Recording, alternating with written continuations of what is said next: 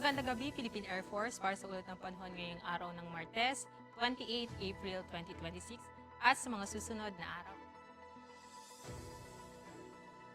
Para sa ating synoptic situation, easterlies pa rin ang umiiral na weather system sa ating bansa na siya magdudulot ng mga kalat-kalat na pagulan, pagkilat at pagkulog, particular na dito nga sa Palawan, Zamboanga Peninsula, Lanao del Norte, Lanao del Sur, Misamis Occidental at Basilan.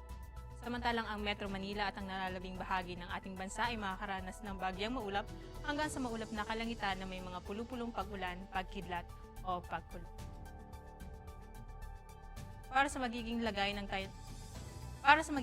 ng panahon para bukas, inaasahang makakaranas ng bagyang maulap hanggang sa maulap na kalangitan na may mga pulupulong pag-ulan, pagkidlat at pagkulog dito sa Metro Manila, natitirang bahagi ng Luzon, Visayas at Mindanao.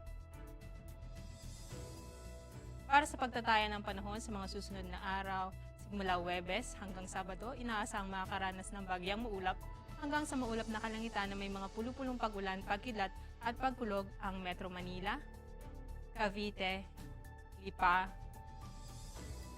Angeles, Puerto Princesa, Kalayaan Island,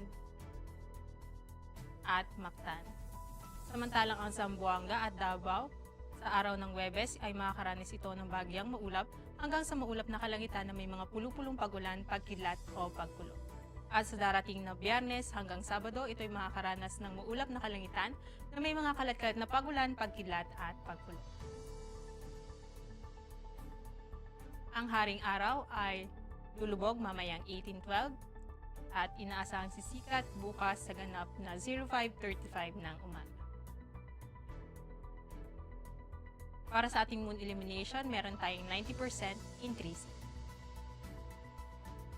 Para manatiling updated sa lagay at taya ng panahon, i-follow lamang ang Air Force Weather Center sa aming mga official social media accounts. At yan lamang ang latest update sa weather sa ngalan ng aming commanding officer na si Colonel Alvin John Cugador, PAP GSE.